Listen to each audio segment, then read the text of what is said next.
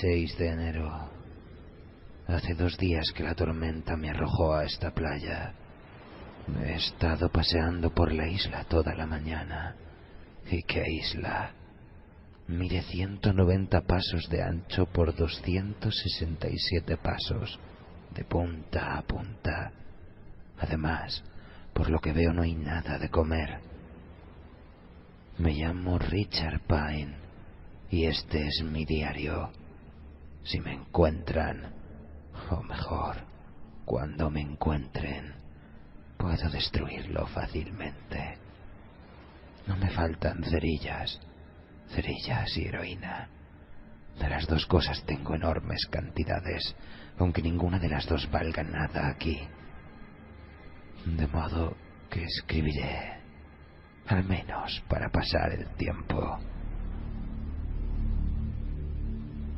Para decir toda la verdad, tengo todo el tiempo del mundo. Debería empezar por aclarar que cuando nací en Little Italy, el barrio italiano de Nueva York, me llamaron Richard Pinzetti. Mi padre, que era un desgraciado, procedía del viejo mundo. Yo quería ser cirujano. Mi padre se reía a mandíbula batiente, me llamaba chalado y me mandaba a buscar otro vaso de vino. Murió de cáncer a los 46 años. Me alegré. Empecé a jugar al fútbol en el instituto. Fui el mejor jugador de la historia local. Jugaba de defensa. Durante los 2 últimos años recorrí todas las ciudades de los Estados Unidos. Odiaba el fútbol, pero si eres un chaval pobre que vive en una casa barata y quiere ir a la universidad, tu única oportunidad es el deporte. Así que jugué y conseguí una beca para atletas. En la universidad seguí jugando hasta conseguir una beca de estudios completa. Entonces lo dejé. Iba a estudiar medicina. Mi padre murió 6 semanas antes de mi graduación. No me importó. ¿Acaso creéis que me hubiera gustado subir a la tarima para recoger el diploma y ver aquella bola de sebo allí sentada? ¿Les gusta a las gallinas viajar en metro? Además, ingresé en un club estudiantil, no uno de los mejores, con un nombre como Pinzetti, pero después de todo era un club. ¿Por qué escribo todo esto? Es bastante divertido. No, rectifico, es extraordinariamente divertido. El gran Dr. Pine, sentado en una roca, en pantalones de pijama y camiseta, en medio de una isla que se puede cruzar con un salivazo, escribiendo la historia de su vida. Tengo hambre. Pero no importa, escribiré la maldita historia de mi vida si me da la gana. Al menos así no pensaré en mi estómago. Cambié mi apellido por el de Pine antes de empezar los estudios de medicina. Mi madre me dijo que le había partido el corazón. ¿De qué corazón estaría hablando? Al día siguiente, al del entierro del viejo, le estaba guiñando el ojo al judío de la tienda de la esquina. Para tratarse de alguien que adoraba su nombre de aquella manera, corría como un diablo para cambiarlo por el de Steinbrunner. Todo lo que yo anhelaba en la vida era ser cirujano. Desde los días del colegio. Ya entonces me vendaba las manos antes de empezar un partido y me las lavaba después con agua y jabón. Si quieres ser cirujano, tienes que tener cuidado con las manos. Algunos de mis compañeros me tomaban el pelo y me llamaban mariquita. Nunca llegué a enfrentarme con ninguno de ellos. Ya es bastante peligroso jugar al fútbol. El que realmente llegó a ponerme de los nervios fue Howie Plotsky, un estúpido gigantón con la cara llena de cicatrices. Por aquel entonces yo repartía periódicos y aprovechaba para vender un poco de lotería, lo cual me permitía conocer gente, establecer contactos. No te queda más remedio si quieres sobrevivir. Cualquier imbécil sabe cómo caerse muerto, pero lo realmente difícil es sobrevivir, ¿comprendéis? Pues eso fue lo que me decidió a pagar a Ricky Brazzi, que era el tío más grande del instituto, para que le partiera la boca a Howie Brodsky. Sí, eso es lo que he dicho, partirle la boca. Le prometí $1 por cada diente que me trajera. Rico vino con 3 dientes envueltos en papel de periódico. Se dislocó un par de nudillos en el trabajito. Podéis imaginar en qué lío me hubiese metido. En la Facultad de Medicina, mientras los otros memos se mataban tratando de ganar un centavo, trabajando como camareros, vendiendo corbatas o limpiando suelos, yo me saqué de la manga un sistema de apuestas. Y con unos cuantos trucos que conocía, me ganaba algún dinerillo en las apuestas de caballos, de billar o de lo que fuera. Además, tenía excelentes relaciones en el vecindario y cursé mis estudios sin ningún problema. No me metí en las drogas hasta que empecé mi residencia en un hospital, uno de los más grandes de Nueva York. Al principio solo fueron recetas en blanco. Vendí un cuadernillo de 100 a un chico del barrio y él falsificó las firmas de 40 o 50 médicos, por cuyos nombres yo también le cobraba. El muchacho, a su vez, las ofrecía en la calle por 10 o 20 dólares cada una, lo que hacía las delicias de los fanáticos drogatas, que iban cada vez más acelerados, y los partidarios de los sedantes, que se pasaban el día dando tumbos por las esquinas. Al poco tiempo de trabajar en el hospital, me di cuenta del desbarajuste que había en la farmacia. Nadie tenía la menor idea de lo que entraba ni de lo que salía. Había gente que sacaba de allí píldoras a puñados, cosa que yo me guardé muy bien de hacer. Siempre he tomado todo tipo de precauciones y nunca he tenido problemas hasta que me descuidé y la suerte me volvió la espalda. Pero sé que caeré de pie. Siempre ha sido así. Me duele la muñeca y el lápiz se ha quedado sin punta. No puedo seguir escribiendo. No sé por qué me preocupo tanto. Es probable que me encuentren pronto.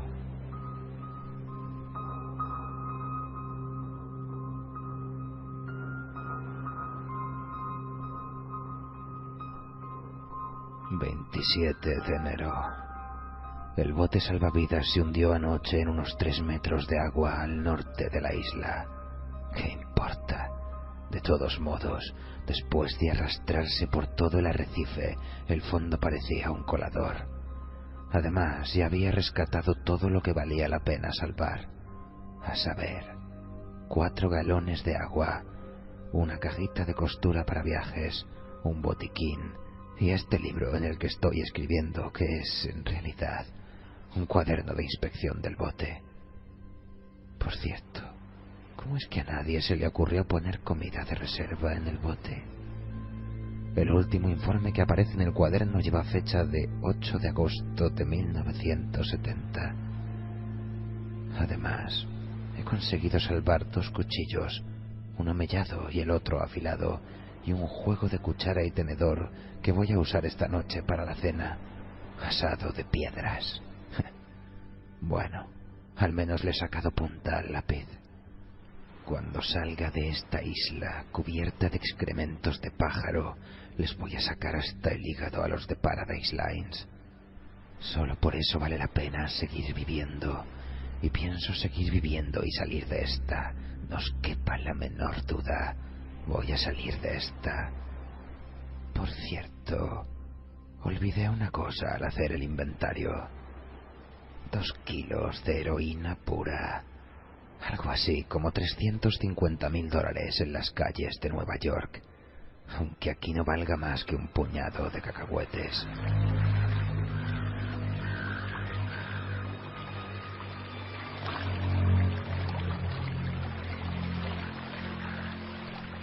...28 de enero... Bueno, por fin he comido algo, si es que a eso se le puede llamar comer. Una gaviota vino a posarse en una de las rocas del centro de la isla, un montículo también cubierto de excrementos de pájaros. Agarré una piedra que tenía a mano y me acerqué a ella todo lo posible. No se movía, observándome con sus ojos negros y brillantes. Me sorprendió que no la asustara el ruido de mis tripas.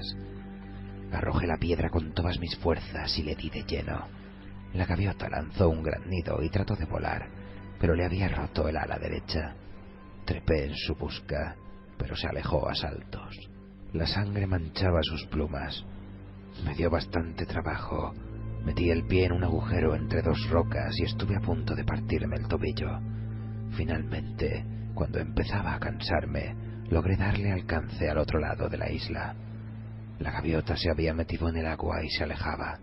La atrapé por la cola, pero se volvió y me dio un picotazo. Le agarré una de las patas y con la otra mano le retorcí el cuello. El sonido de las vértebras al romperse me llenó de satisfacción. La cena está servida, caballero. Me la traje al campamento, pero antes de desplumarla y cortarla a trozos, me limpié la herida con yodo. Los pájaros llevan toda clase de gérmenes y solo me faltaba una infección. La operación de la gaviota fue un éxito, pero no había manera de cocinarla. No hay vegetación en la isla, ni maderas a la deriva, y por si fuera poco, el bote se ha hundido. Así que me la comí cruda. El estómago quiso devolverla inmediatamente, aunque yo estaba de acuerdo con él, pero no se lo podía permitir. Así que empecé a contar hasta 100 al revés hasta que pasaron las náuseas. Es un sistema que funciona casi siempre. ¿Os dais cuenta del bicharraco que casi me rompe el tobillo y después me da un picotazo en la mano? Si cazo otra gaviota mañana, la torturaré. A esta la he dejado escapar sin castigo.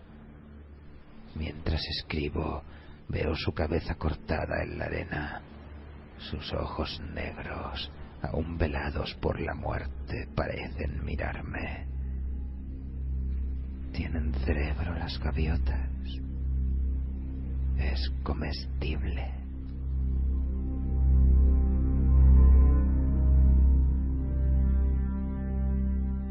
...29 de enero... No hay comida. Una gaviota aterrizó en el macizo, pero voló antes de que me aproximara lo suficiente para hacerle un pase. Me estoy dejando la barba. Pica como un demonio. Si la gaviota vuelve y consigo darle caza, le sacaré los ojos antes de matarla. Creo haber dicho ya que era un cirujano de primera, pero me expulsaron. Algo realmente ridículo. Todos los médicos hacen lo mismo y luego se ponen tan estirados cuando le atrapan a uno. Peor para ti. Yo ya tengo mi parte. El segundo juramento de Hipócrates, o de Hipócritas. Había acumulado ya bastante de mis correrías como interno y como residente. Se supone que, de acuerdo con el juramento de Hipócrates, eres un funcionario y un caballero, pero nadie se cree tal cosa. Tenía lo necesario para abrir mi consulta privada en Park Avenue. Lo necesitaba. No tenía un papá rico ni un protector con influencias, como muchos de mis colegas. Cuando me instalé, mi padre llevaba 9 años criando malvas. Mi madre murió un año antes de que me revocaran la licencia. Pasó lo siguiente. Yo tenía un trato con media docena de farmacéuticos del East Side, además de un par de laboratorios y al menos otros 20 médicos. Los pacientes iban y venían de uno a otro. Yo operaba y después prescribía los medicamentos postoperatorios adecuados. No todas las operaciones eran necesarias, pero nunca actué contra la voluntad del paciente. Y jamás sucedió que un paciente le echara un vistazo a la receta y me dijera que no quería aquello. Tenéis que saber algo. Hay gente a la que se le hizo una histerectomía en 1965 o una tiroides parcial en 1970 y que seguirían engullendo pastillas si el médico se lo permitiera. Y era lo que hacía algunas veces. Además, yo no era el único. Si podían pagar servicio, ¿por qué no? Cuando no era un paciente que padecía de insomnio después de alguna operación, era alguien que quería adelgazar o quería Librium. Todo tenía arreglo. Sí, De no haber sido yo, hubiera sido cualquier otro. Hasta que los de sanidad fueron a ver a Lowenthal. Ese gallina. Le asustaron diciéndole que le iban a echar 5 años, y el tipo cantó media docena de nombres, uno de los cuales era el mío. A mí me estuvieron observando durante bastante tiempo, y en realidad, cuando me echaron el guante, 5 años eran pocos para mí. Por ejemplo, no había dejado del todo lo de las recetas en blanco. Algo muy divertido, pero que no necesitaba en absoluto. Lo seguía haciendo por costumbre. Además, a nadie le amarga un dulce. El caso es que yo conocía a mucha gente. Probé con algunos y arrojé un par de individuos a los leones. Nadie que me gustara, sin embargo. Todos auténticos cerdos. Tengo hambre.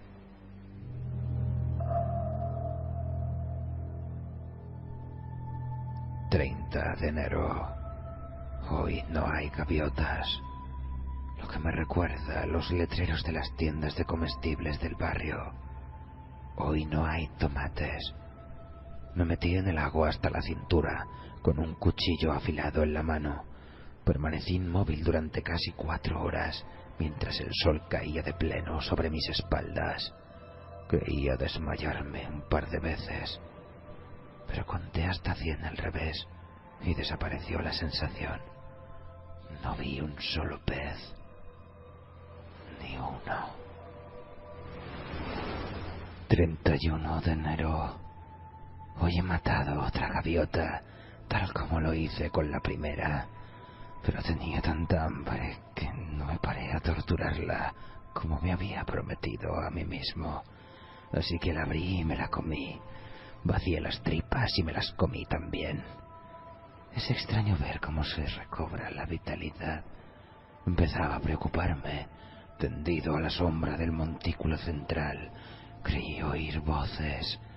La voz de mi padre, la de mi madre, la de mi esposa, de la que me divorcié. Y lo peor de todo, la voz del chino que me vendió la heroína en Saigón. Ceceaba, probablemente a causa de un paladar hendido. Vamos, me decía la voz desde lo alto. Vamos, esnifa un poco, te olvidarás del hambre. Es tan buena. Pero yo nunca había tomado drogas, ni siquiera para dormir. Lowenthal se suicidó, el muy gallina. ¿No os lo había dicho? Se colgó en el que había sido su consultorio. Desde mi punto de vista, le hizo un favor al mundo. Yo quería recuperar mi título. Algunos de los tipos con los que hablé me dijeron que no era imposible, pero costaba mucho dinero, más de lo que podía imaginar. Yo tenía $40,000 en una caja de seguridad y decidí arriesgarme para doblar o triplicar la cantidad. Me fui a ver a Ronnie Hanelli, compañero mío de equipo en los años de la universidad, a cuyo hermano menor había conseguido una residencia en un hospital cuando resolvió estudiar medicina. Ronnie estudiaba Derecho, ¿verdad que es gracioso? En el barrio se le conocía por el apodo de Ronnie el árbitro, porque se metía en todos los juegos y sin que nadie se lo pidiera, empezaba a pitar faltas a todo el mundo. Si no te gustaba, tenías 2 opciones: callarte la boca o tragarte unos cuantos dientes. Los puertorriqueños le llamaban Ronnie Boop o algo así. A él le hacía gracia Ronnie. Como os decía, Ronnie estudió Derecho. Pasó los exámenes sin problemas y abrió un bufete en su propio barrio, justo encima del bar La Pecera. Aún le veo pasar por allí cuando cierro los ojos, con su gran Continental blanco. Era el usurero más grande de toda Nueva York, un tiburón. Sabía que Ronnie tendría algo para mí. Es peligroso, dijo, pero tú sabes cuidarte, y si traes la mercancía, te presentaré a un par de individuos. Uno de ellos es funcionario del Estado. Me dio 2 nombres, el de Henry Litsu, el chino, y el de Solom Mengó, un químico vietnamita. El vietnamita probaba la heroína del chino a cambio de dinero. El chino era conocido por sus bromas.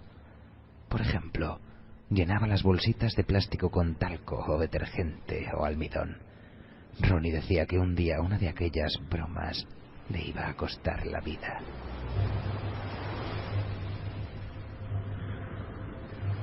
«1 de febrero.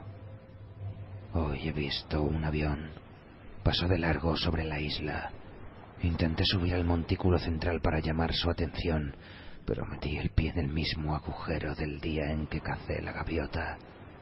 Me he roto el tobillo. Fractura compuesta.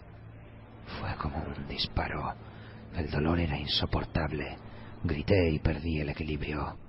En vano agité los brazos como un molino de viento. Caí y me golpeé la cabeza. Todo se puso negro. Cuando volví en mí se había puesto el sol. Había perdido un poco de sangre. El tobillo se me había hinchado como un neumático y tenía una buena insolación. Creo que de haber habido una hora más de sol, tendría todo el cuerpo llagado. Me arrastré como pude hasta aquí y pasé la noche temblando y llorando de rabia. Me he desinfectado la herida de la cabeza, situada encima del lóbulo temporal derecho, y me la he vendado como he podido. Es una herida superficial en el cuero cabelludo con una pequeña contusión, creo. Pero el tobillo es una mala fractura en 2 puntos, quizá 3. ¿Cómo voy a cazar las gaviotas ahora?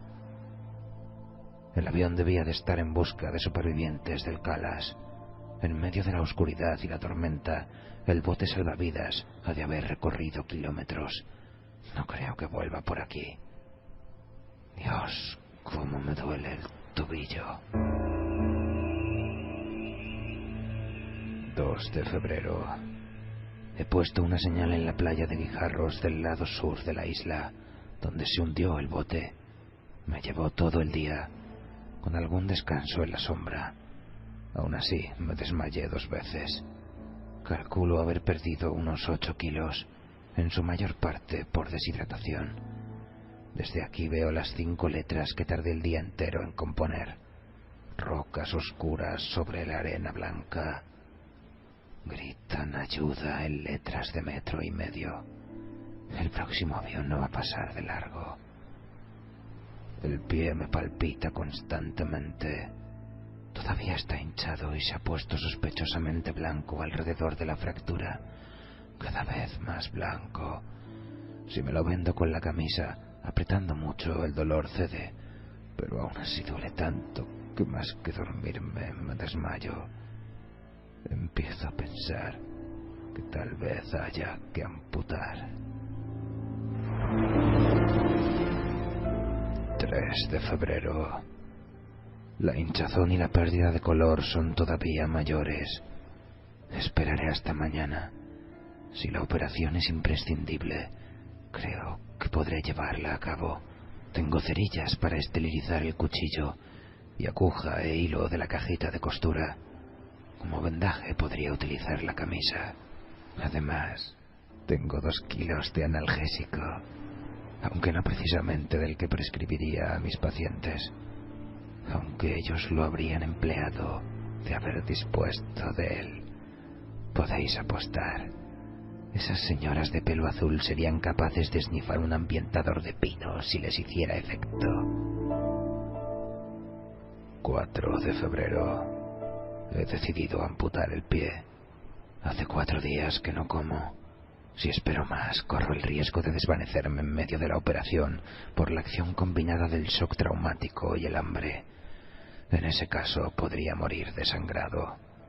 Y a pesar de lo desdichado que soy, aún tengo ganas de seguir viviendo. Recuerdo lo que Modric decía en Anatomía Básica. El viejo Moki, le llamábamos. Más tarde o más temprano, la pregunta surge siempre en la carrera de un médico. ¿Hasta qué punto puede un paciente soportar un shock traumático? Y entonces señalaba con el puntero el dibujo del cuerpo humano, el hígado, los riñones, el bazo, los intestinos. Básicamente, caballeros, decía, la contestación esencial es otra pregunta. ¿Hasta qué punto el paciente quiere sobrevivir?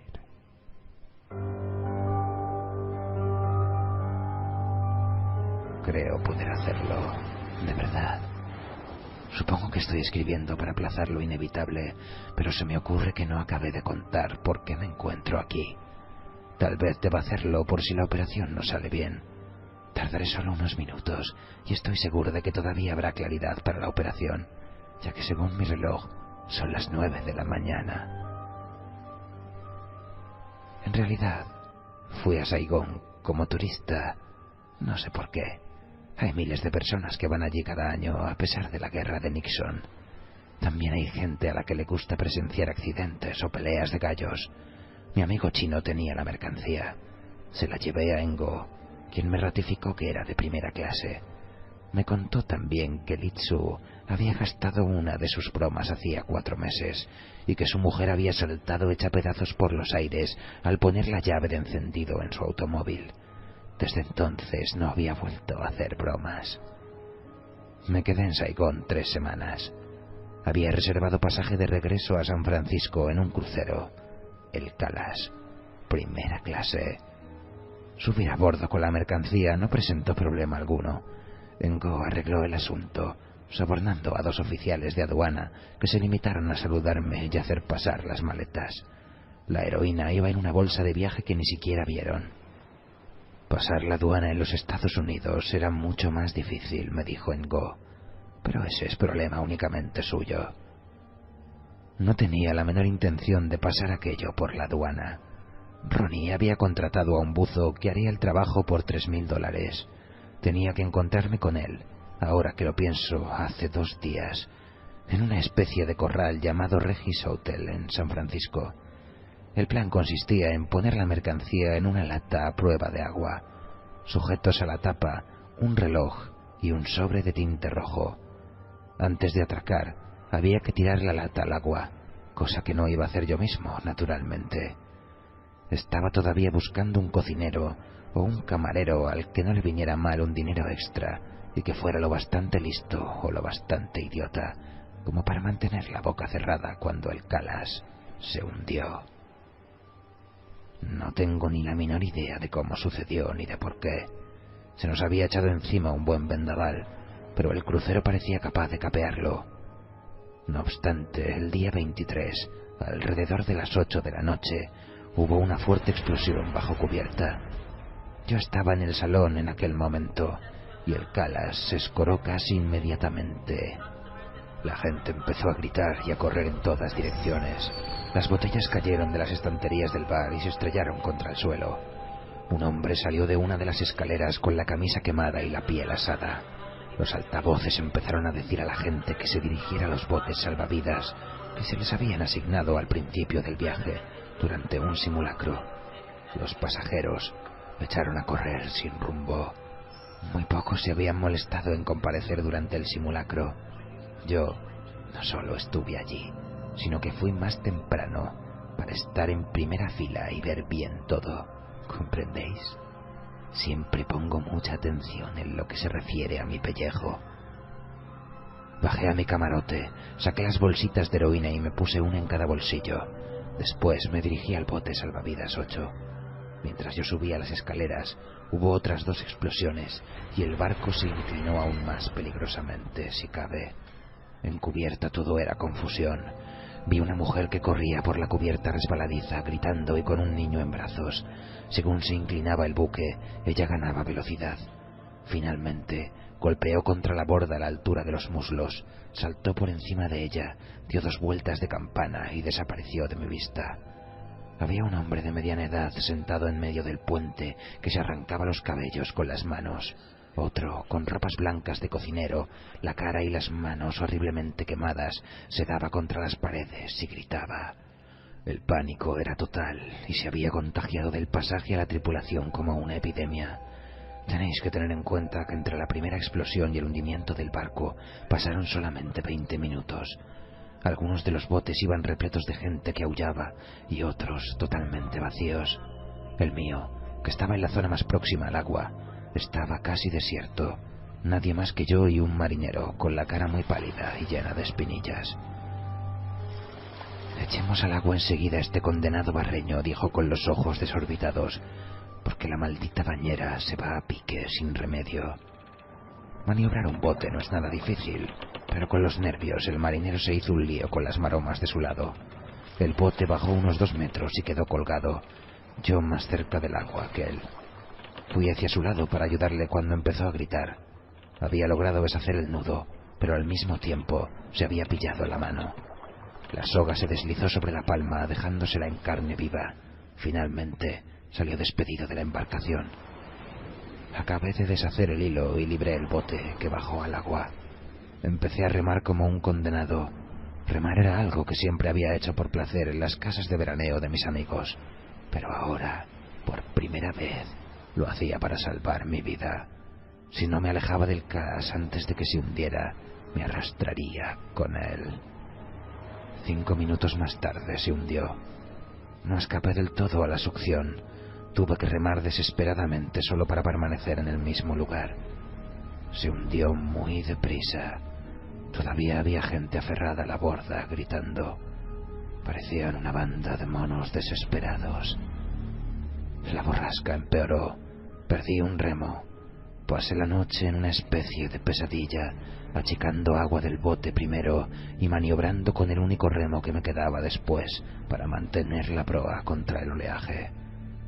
Antes del amanecer del 24, las olas empezaron a empujarme por la popa. El bote adquirió una cierta velocidad, lo cual es aterrador, pero al mismo tiempo constituye un alivio. De pronto los tablones fueron arrancados de debajo de mis pies, pero el bote no se hundió. Había encallado a este montón de piedras olvidado del mundo. Ni siquiera sé dónde estoy. No tengo la menor idea. La navegación no es mi punto fuerte, pero sí sé qué tengo que hacer. Estas pueden ser mis últimas notas, pero algo me dice que saldrá bien. ¿Acaso no he conseguido siempre lo que me he propuesto?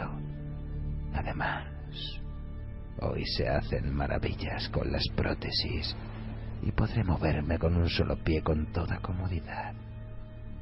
Ha llegado el momento de ver si soy tan extraordinario como creo.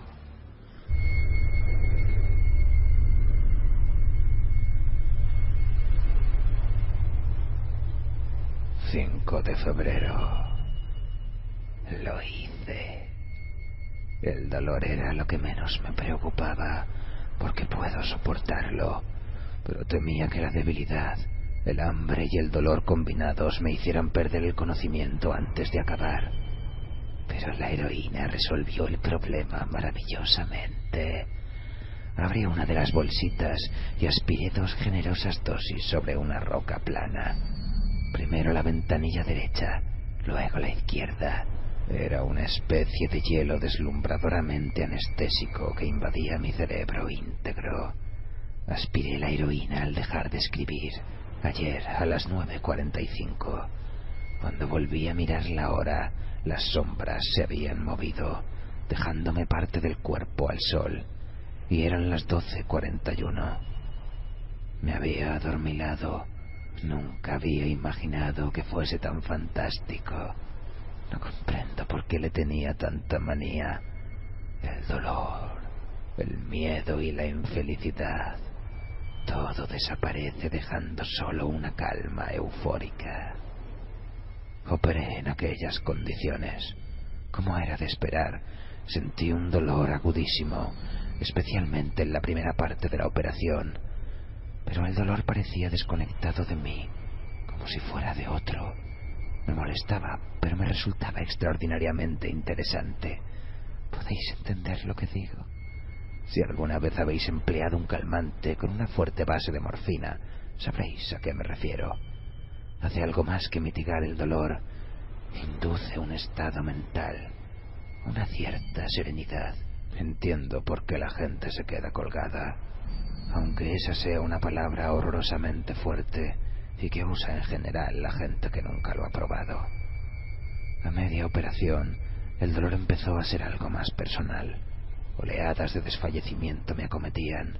Miré con ansia la bolsita de heroína, pero me obligué a apartar la vista. Si volvía a adormilarme, moriría desangrado con la misma seguridad que si me desmayara. Conté hasta 100 al revés. La pérdida de sangre era el factor más crítico. Como cirujano, era vitalmente consciente de ello. No debía perder una gota más que lo imprescindible.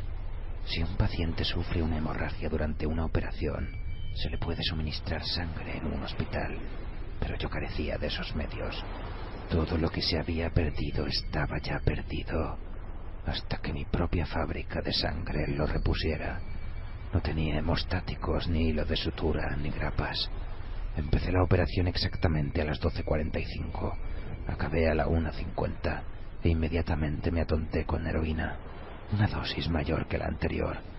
Me dormí en un mundo gris, indoloro, y permanecí así hasta alrededor de las 5. Cuando me espabilé, el sol estaba cerca del horizonte occidental, trazando un camino de oro sobre el azul del Pacífico que llegaba hasta mí.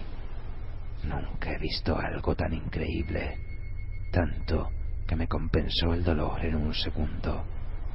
1 hora más tarde aspiré un poquito más para seguir disfrutando de la puesta del sol. Poco después de hacerse de noche, yo... Esperad un segundo. Os he dicho que no he comido absolutamente nada durante 4 días. Lo único que tenía a mi alcance para recuperar mis energías era mi propio cuerpo.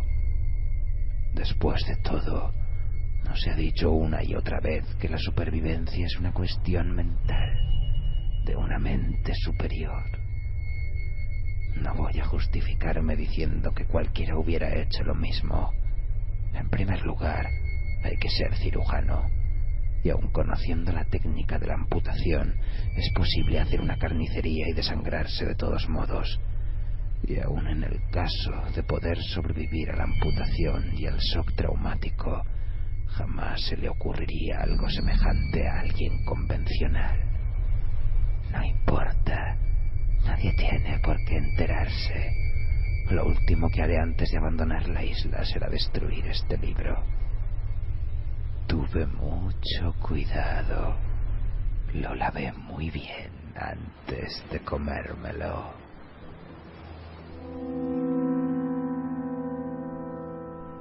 «7 de febrero. El dolor del muñón es intensísimo. En ocasiones realmente insoportable, pero creo que el escozor profundo del proceso de cicatrización es todavía mucho peor. Esta tarde me he acordado de los pacientes que me tenían harto con lo mucho que les picaba la carne remendada, que era horrible y que no se podían rascar. Yo sonreía y les decía que se sentirían mejor al día siguiente, pensando que se quejaban sin razón, que eran débiles e ingratos. Ahora lo comprendo perfectamente. Varias veces he estado a punto de arrancar la camisa que sirve de vendaje y rascarme la herida, hundir los dedos en la carne cruda y tierna, quitarme los puntos, dejar que la sangre corriera en la arena. Cualquier cosa con tal de no sentir ese horrible y enloquecedor hormigueo. Pero entonces contaba hasta 100 al revés y aspiraba a heroína. No tengo ni idea de cuánta he llegado a tomar, pero sí sé que he estado casi permanentemente dopado desde la operación. Como sabéis, quita el hambre. Ni siquiera sé si tengo hambre. Siento algo extraño, fantasmal, algo vacío y muerto en la barriga. Eso es todo. Por otra parte, puedo ignorarla con toda facilidad y sin embargo sé que no debo hacerlo, ya que la heroína no tiene un valor calórico fácilmente calculable, de manera que me he puesto a prueba para medir mi energía, arrastrándome de aquí para allá. Es agotador. Espero que no, pero temo que pronto será necesaria una nueva operación. Hoy ha pasado otro avión, demasiado alto, tanto que todo lo que podía ver era el alerón de popa dibujándose contra el cielo azul. Hice señales por si acaso, grité como un energúmeno. Cuando desapareció me eché a llorar. Está muy oscuro y es difícil seguir escribiendo. Comida. He estado pensando en comida, en cantidad de platos. La lasaña de mi madre, pan de ajo, caracoles, langosta, chuletas, melocotones, asado. La gran porción de pastel de mantequilla y el helado de vainilla hecho en casa que te sirven en Mother Crunch, en la Primera Avenida. Pretzels calientes, salmón ahumado, cangrejos, jamón ahumado con rodajas de piña, aros de cebolla fritos, salsa de cebolla con patatas, de frío en largos sorbos, patatas fritas. Te relames los labios de gusto. 100, 99, 98, 97, 96. 8 de febrero. Esta mañana ha aterrizado otra gaviota en el montículo. Era grande y gorda. Mientras yo reposaba a la sombra de mi roca, lo que considero mi campamento particular, con el muñón apuntando al cielo. En cuanto el pájaro se posó, empecé a salivar igual que los perros de Pavlov. Se me caía la baba como un bebé. Busqué una piedra del tamaño de mi mano y empecé a arrastrarme hacia el pájaro. No tenía demasiadas esperanzas. Estaba seguro de que saldría volando, pero había que intentarlo. Si atrapara un ave tan gorda y tan insolente como esa, tal vez pudiese posponer la segunda operación indefinidamente. Continué, aunque de vez en cuando me golpeaba el muñón contra el canto afilado de una roca y veía las estrellas en todo el cuerpo, obligándome a reposar hasta que el dolor se calmara. La gaviota no escapó. Daba saltitos de aquí para allá con el pecho hinchado como un general pasando revista a las tropas. De vez en cuando me miraba con sus ojos pequeños, negros y malignos, y no me quedaba más remedio que quedarme inmóvil como una piedra y contar hasta 100 a la espera de que volviera a moverse. Cada vez que agitaba las alas, el hielo me invadía el estómago. No podía dejar de salivar. Se me caía la baba como a un niño. No sé cuánto tiempo estuve al acecho. 1 hora, quizá 2. Cuanto más me acercaba, más fuerte me latía el corazón y más apetecible parecía la gaviota. Daba la impresión de estar burlándose de mí y empecé a temer que antes de que la tuviese a mi alcance echara a volar. Me temblaban las piernas y los brazos, tenía la boca seca. El muñón, por su parte, me daba unas punzadas asesinas. Ahora pienso que debo haber sentido también dolores de abstinencia. Tan pronto. No he tomado heroína más que 1 semana. Pero no importa, la necesito. Y hay mucha, muchísima. En cuanto llegue a los Estados Unidos, me someteré a una cura de desintoxicación en la mejor clínica de California. Pero ahora no importa demasiado, ¿verdad? Cuando tuve la gaviota a mi alcance, no quise arrojar la piedra. Estaba irracionalmente seguro de que erraría, probablemente por unos pocos centímetros. Tenía que acercarme, así que seguí arrastrándome con la cabeza alta y el sudor cayendo a chorros por mi cuerpo maltrecho de espantapájaros. Creo que se me están pudriendo los dientes. Os lo he dicho ya. Si fuera supersticioso, diría que es porque comía algo en mal estado. Pero no creo que esa sea la razón, ¿verdad? Me detuve otra vez.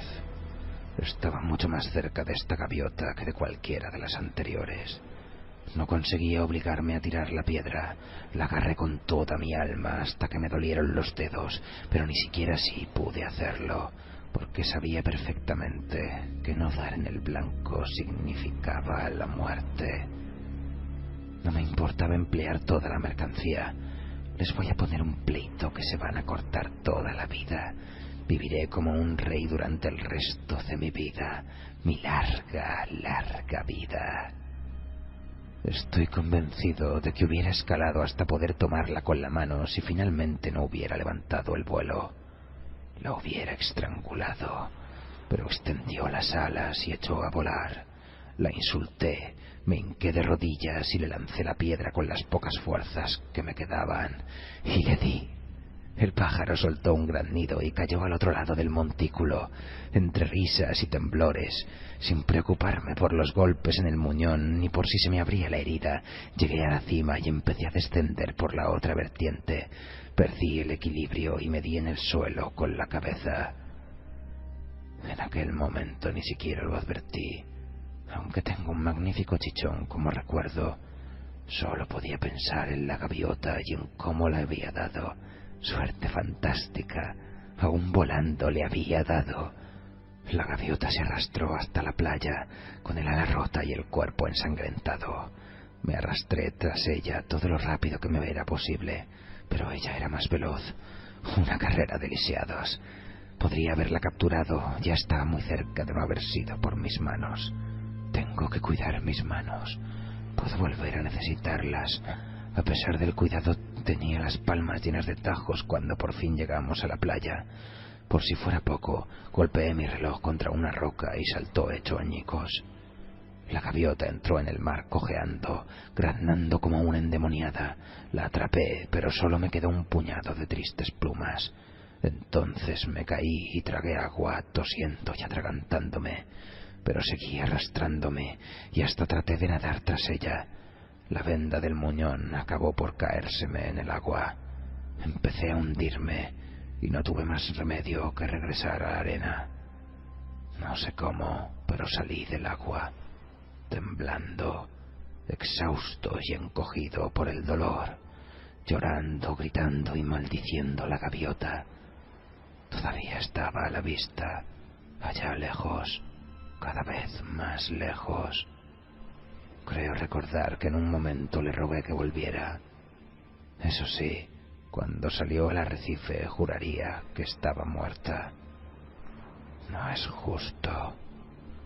Me llevó casi una hora arrastrarme hasta el campamento. He tomado demasiada heroína, pero aún así continúo enfadado con la gaviota. Si no iba a dejarse cazar, ¿para qué burlarse así de mí? ¿Por qué diablos esperó tanto? 9 de febrero.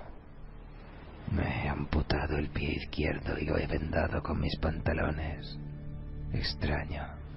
Durante toda la operación se me cayó la baba.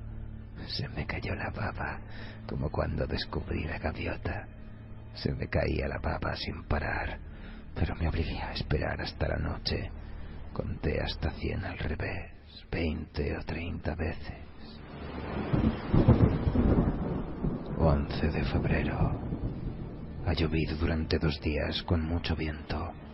Cambié algunas rocas de lugar, hice una especie de escondrijo con ellas y me guarecí allí dentro todo el tiempo. Sorprendí una pequeña araña, la tomé con los dedos antes de que escapara y me la metí en la boca. Muy buena y apetitosa.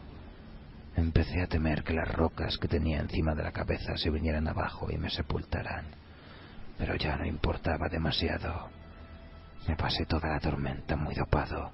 Tal vez haya llovido 3 días y no 2, o solo 1, aunque creo recordar que oscureció en 2 ocasiones. Pero me encanta dormir. No siento ni el dolor ni el picor. Sé que voy a sobrevivir. No puede ser que tenga uno que pasar por todo esto para nada. Había un cura en la Sagrada Familia cuando yo era niño. Un enano que adoraba hablar del infierno y del pecado mortal.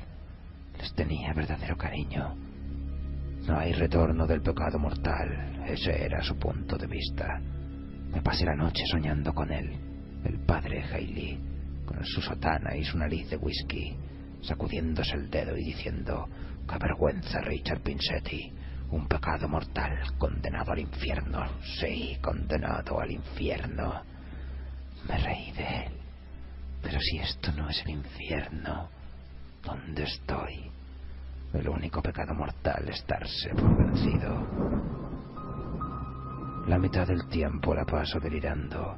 El resto me pican los muñones. La humedad hace que me duelan todavía más. Pero no pienso ceder. No me voy a dar por vencido. No pasaré por todo esto para nada.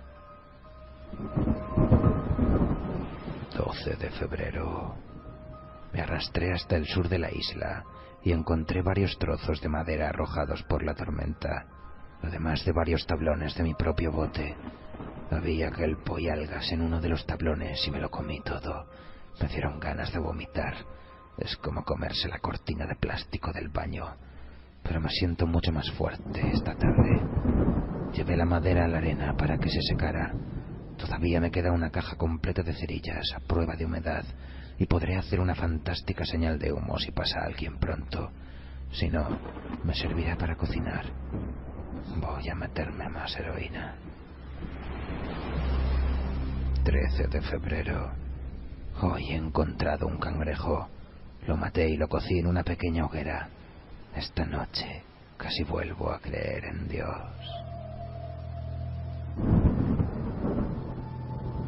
14 de febrero. Acabo de darme cuenta de que la tormenta se llevó casi todas las piedras de mi señal de ayuda, pero no ha terminado aún. Hace ya más de 3 días. He estado drogado todo este tiempo. Tengo que tener más cuidado y bajar la dosis. ¿Qué ocurriría si pasara un barco y yo estuviera durmiendo? Reconstruí la señal, pero me llevó casi todo el día y estoy exhausto. Busqué un cangrejo donde encontré el otro, pero nada. Me corté las manos con varias de las piedras de la señal, pero me desinfecté con yodo a pesar de mi debilidad. Debo cuidar mis manos por encima de todo. 17 de febrero. Me he cortado la pierna derecha a la altura de la rodilla, pero he perdido mucha sangre. El dolor era inenarrable a pesar de la heroína. Solo el shock hubiera matado a un hombre menos hombre que yo. Déjame contestar con una pregunta. ¿Hasta qué punto el paciente quiere sobrevivir? Me tiemblan las manos. Si me traicionan, estoy perdido. No tienen ningún derecho a traicionarme. Ningún derecho. Las he cuidado durante toda su vida. Las he mimado. Mejor que no me traicionen. No se van a arrepentir. Por lo menos ya no siento hambre. Uno de los tablones del bote se partió por la mitad. Una de las partes tenía una punta bastante afilada, que fue la que usé. Se me caía la baba, pero me hice esperar pensando en las barbacoas que se preparaban en casa de Will Hammersmith. Tenía una casa preciosa en Long Island, con una barbacoa donde se podía asar un cerdo entero. Acostumbrábamos a sentarnos al atardecer con tragos largos en la mano, hablando de nuevas técnicas quirúrgicas o de golf, o de cualquier otra cosa, y la brisa nos traía el olor del cerdo asado. 23 de febrero. Hoy me he cortado la otra pierna a la altura de la rodilla. He estado dando cabezadas todo el santo día. También encontré un pez muerto, podrido y apestoso, pero es igual, me lo comí. Me doblaban el cuerpo las arcadas, pero no me lo permití. Sobreviviré. Estoy también con la heroína. Puestas de sol y heroína. Febrero. No me atrevo, pero tengo que hacerlo. Aunque aún no sé cómo hacer para ligar la arteria femoral tan arriba. Es amplia como una maldita autopista a esa altura. A pesar de todo tengo que hacerlo. He marcado la parte alta, el muslo, la parte donde todavía hay carne, con lápiz. Desearía poder dejar de babear. Oh, me merezco un descanso. Me levantaré e iré al McDonald's. Pediré 2 hamburguesas con salsa especial, lechuga, pepinillos, cebollas y un panecillo. Hoy me he visto la cara en el agua. Era una calavera cubierta de piel. Me habré vuelto loco ya. Debo estarlo. Ahora soy un monstruo, un engendro. No me queda nada bajo las ingles. Soy un verdadero monstruo, una cabeza atada a un torso que se arrastra por los codos en la arena. Soy un cangrejo dopado. Soy un pobre cangrejo dopado, dame una moneda. Dicen que de lo que se come se cría, así que técnicamente todavía soy el mismo. Hoy he soñado con mi padre. Cuando se emborrachaba olvidaba el inglés. No es que tuviera nada interesante que decir de todos modos. Condenado cerdo. Me alegré tanto de irme de tu casa. Chapucero, no vales nada. Yo sabía que lo lograría. Me alejé de ti, ¿verdad? Me fui andando sobre las manos. Pero ya no puedo cortar nada más con ellas. Ayer me corté las orejas. La mano izquierda lava la derecha. No dejes que tu mano izquierda sepa lo que hace la derecha. ¿Qué importa una mano u otra? Buena comida, buena carne, buen Dios. Sentémonos y comamos. Después de todo, pies de cerdo saben igual que manos de cerdo.